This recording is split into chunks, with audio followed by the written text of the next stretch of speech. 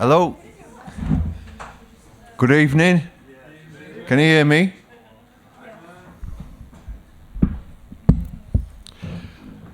Well, thanks for coming, everybody. Bar's open. Every drink you buy, you get a raffle ticket, and you should have got a raffle ticket for everybody who just walked in. There's some nice prizes down there. We're going to draw a bit later on. I'm going to introduce myself. That's my wife laughing. You're going to get a bit of that giggling all night, I think. I've totally forgot about the format and how this thing's going to run. I was expecting Sam to come down here when we were going to do an interview. I forgot that we said I was going to do a talk first. So I'm going to do a talk. No, I don't know what I'm going to talk about, but I forgot about this bit. But anyway, I'll get the ball rolling. And if anybody wants to ask a few, rather than wait till later on to ask the questions, while it's on your mind, I don't mind a question or two as we go along. Let me introduce myself. My name's Paul Huxtable and I run the Axis Valv-a-tron sound system. You might have heard it down here once a month or elsewhere. Before that I had the Axis sound system, which was a transistorized sound system I had for a long time. But what I'm going to talk to you about basically is how it started really for me as a kid. Might as well start at the beginning. We're going to talk about reggae music and sound system and my experience in that, and when I think, where did it all start? I grew up in Preston in Lancashire, and the only places you could hear bass when I was a kid was at the cinema, the Odeon cinema, which had a big sound system under the stage, the fairground. That's about it, where you could hear bass. There used to be like youth clubs and places where bands used to play, but in them days, you never really heard good bass. So that was kind of the missing dimension. And round about the same time, when I was 7 or 8 years old, I was obsessed with PA systems and intercoms and things like that. Way back then, you used to have these things between offices in office blocks. You used to push a button, speak into it, and your secretary could hear you, and she could talk to you in another room. I was interested in that, which is kind of an early PA system or a public address intercom, microphones, speakers, amplifiers, things like that. And I remember on my 7th birthday asking my mum if I could have a microphone, and she took me to this electronics component store called Jumbo's Corner in Preston, and I said to the guy, well, I want a microphone. He says, well, what do you want it for? I says, well, I want to speak into the mic, it to come out of a speaker at the other end. I said, I've got a battery, I've got a speaker, I've got some wire, I need a microphone. And I remember the chap saying, well, it's not really going to work with just them three things. You're going to need an amplifier. And I said, what's an amplifier? And he said, well, it's a bit complex, but you're going to need that in the system to make it all work. And I said, well, do you sell amplifiers? He says, yeah, but they're a bit pricey, you know, like small amplifiers. And I don't know how much it was, but my mum said, oh, God, no, we can't afford that. So I had to get my birthday and my Christmas present together, which would buy this small sort of amplifier device. And I was fascinated with it, and I built an intercom between my bedroom and my sister's bedroom. Anyway, those are kind of early influences in electronics and sound and PA instruments and stuff like that. And I always remember at the cinema when the film used to finish, I would run down to under the stage and feel the bass speakers on my back. And everybody had left the cinema except for me, and my mum was trying to get me out. But I wanted to wait till all the credits finished because I just loved the feeling of the music on me. And this is before I heard reggae, really, or sound system.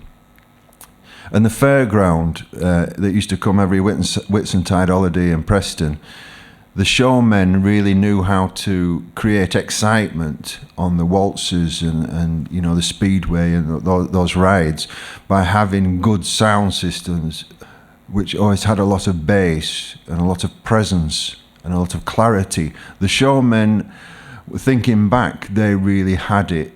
They knew how it added to the situation to add excitement and stimulation. So it made the ride more exciting. And I was fascinated by the sound systems, only small ones, but powerful, around the waltzer. And I would always be sat on the boxes. That's if I wasn't scared shitless by the teddy boys who were hanging around there. But I used to hang around the fairground more listening to the music and things like that. So I remember the first reggae record that I heard was Desmond Decker's Israelites. It wasn't when it was released in 68, Brian will know, 68, 69.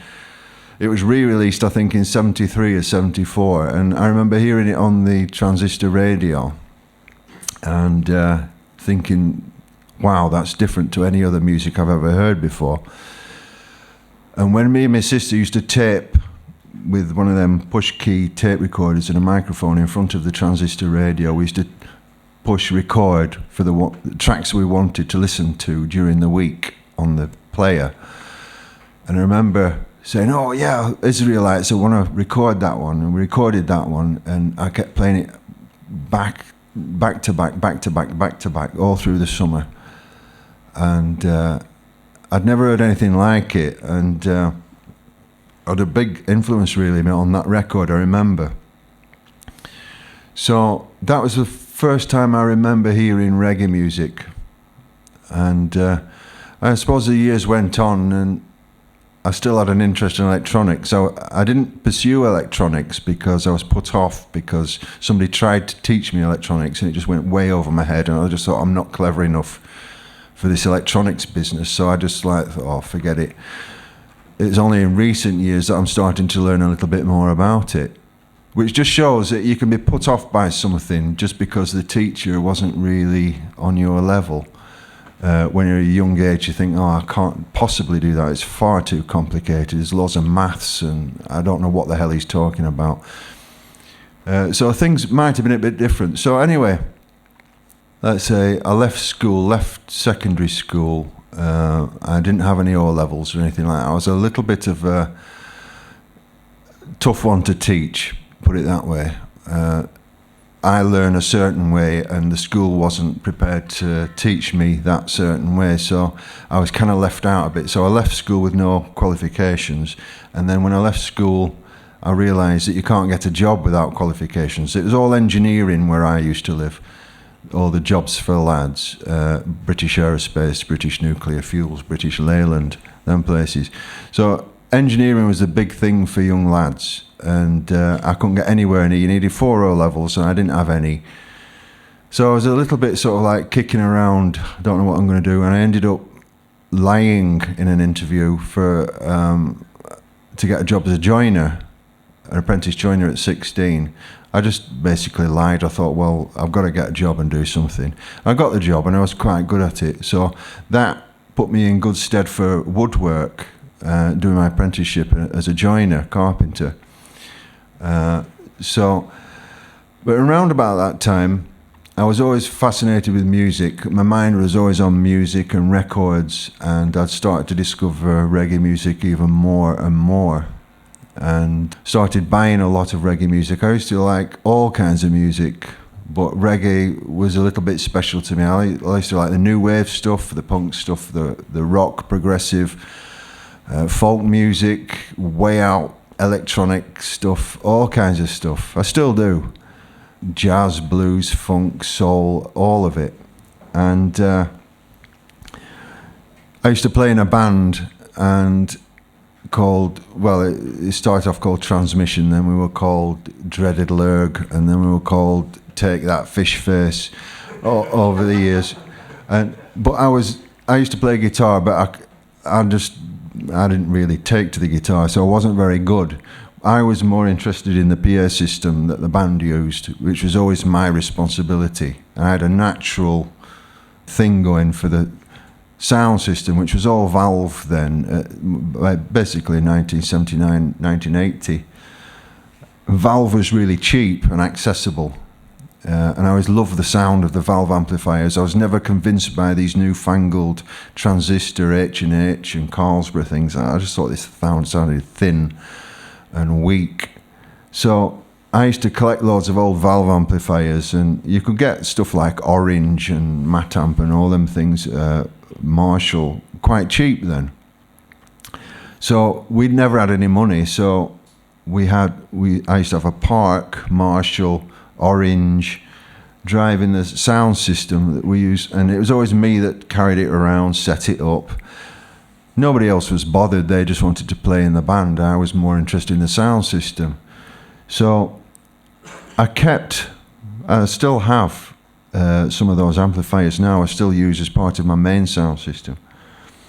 So what year are we on now? At 1980, left school, working, playing in a band. And I used to go to the Caribbean Club and Jalgo's Club in Preston, which were Caribbean clubs. And I used to listen to the sound systems playing in there. And they used to have like a new wave punk club in one side, and then the old Caribbean people would play in dominoes and have sound system in the other side. But I was always drawn to that side because I loved the sound of the music, and I used to have a lot of the same records, but they never sounded good in my house, in my bedroom, the same as it sounded good on the sound system. So I was always fascinated.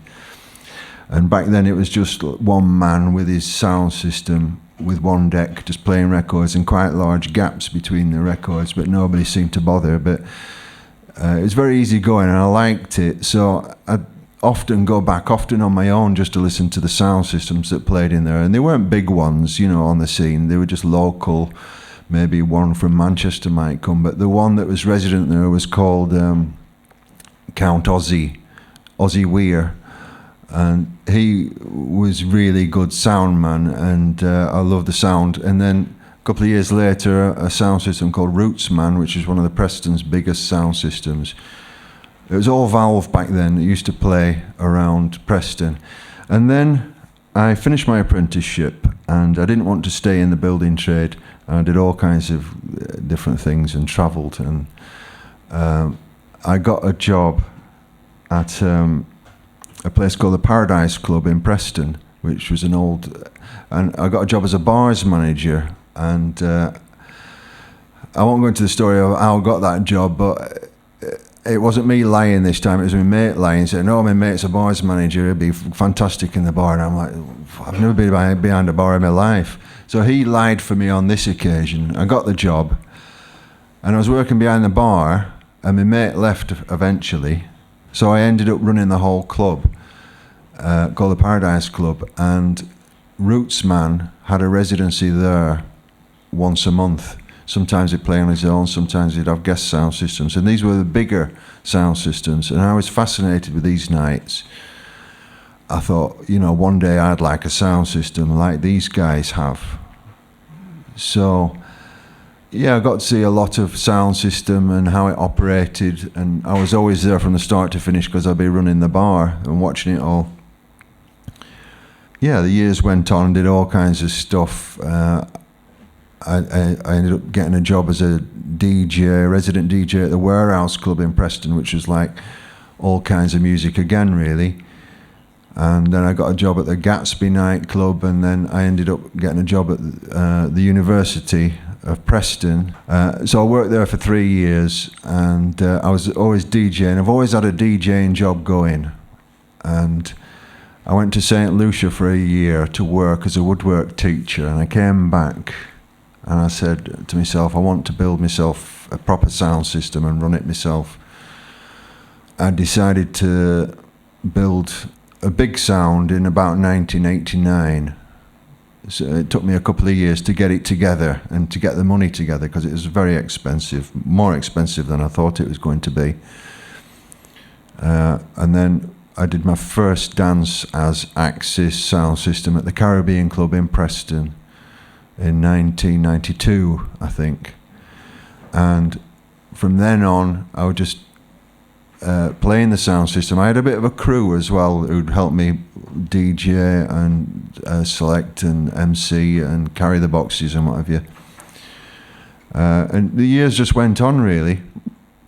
I never did learn electronics, but I was always good at the woodwork, so I ended up building a lot of speaker boxes and sound systems for people all over. And when I moved to Huddersfield about 22 years ago, I built the sound system for King Broadway, who exported it all to Jamaica in a big container. That was a big order. And I was building for sound systems all over. And keep playing my own to limited success, because the kind of music I was interested in was the 60s and the 70s. When it became digital in 1984, I was a bit of a crossroads, because reggae was kind of splitting up. You had lovers rock, you had really deep Rasta roots thing, you had early dancehall. So it was going off into different directions, and they had the different posses and different groups of people. And to be honest, none of those three really did it for me. The lovers, I found it a little bit sickly sweet, and I was a bit too militant back then for that. The roots things, I was a bit put off because it got very, very, very rootsy, and a lot of the dances I go to, I didn't feel very welcome. The dancehall thing, I didn't really click into either, really. So, but what I noticed, there was loads of stuff from before my time that I was discovering was really high quality stuff. So I was getting more and more interested in the early 70s stuff, which was a little bit before my time, and the 60s stuff. And that's the stuff I started buying a lot of. And I wanted to play this music out, but there wasn't really an audience for it then. It was like, oh, that's your dad's music. And, you know, back then playing vintage and classic reggae music wasn't really popular. Not as much as it is now. So I felt like I was going against the grain, but I didn't know how else to do it. I didn't want to play music that I didn't like to play. So I just kind of hacked it out and played a lot of dry dances and got quite despondent sometimes, but you get the odd one and it just pick you up and think, hey, that was all right, and you do another one there and it'd be a flop. But it's always been like that, this business. But you just got to get used to the fact that it's up and down. You can't expect something. It never seems to happen the way you plan it. So it kind of bumbled along for a long time, all through the 90s, and I moved to Huddersfield. I lived a year in Leeds. It never really happened in Leeds. I thought it were going to, but it didn't. And I moved to Huddersfield, and I liked Huddersfield, coming from Preston, a town back then, because it was more towny. Leeds was a bit city-ish for me. I could associate with the town mentality rather than the city. I'm a grassroots sort of person, and that's why I like it in this venue. It's very grassroots, and the people are very down to earth. So I get along with those people, and I've always liked it in Huddersfield. And, you know, I've raised my family here, and my two boys are down in London now doing their own thing. So it's always been good for me here, and most of the time I've been here, I've been building sound system for other people. And about 7 or 8 years ago, I decided to go right back to where I started with the valve equipment, because I was on transistor stuff for years and years, because it was an enormous sound system I used to carry around. I do festivals and all kinds of things. I just wanted to go right back to, like I say, grassroots of the valve stuff that I started. I always loved the sound of the valve sound systems, and I thought, well, nobody that I know really is playing valve like they used to, or the records like they used to, and the presentation like they used to. And I thought, well, if you're going to do something, just do it properly. So I thought, right, I'm going to build a whole new sound system.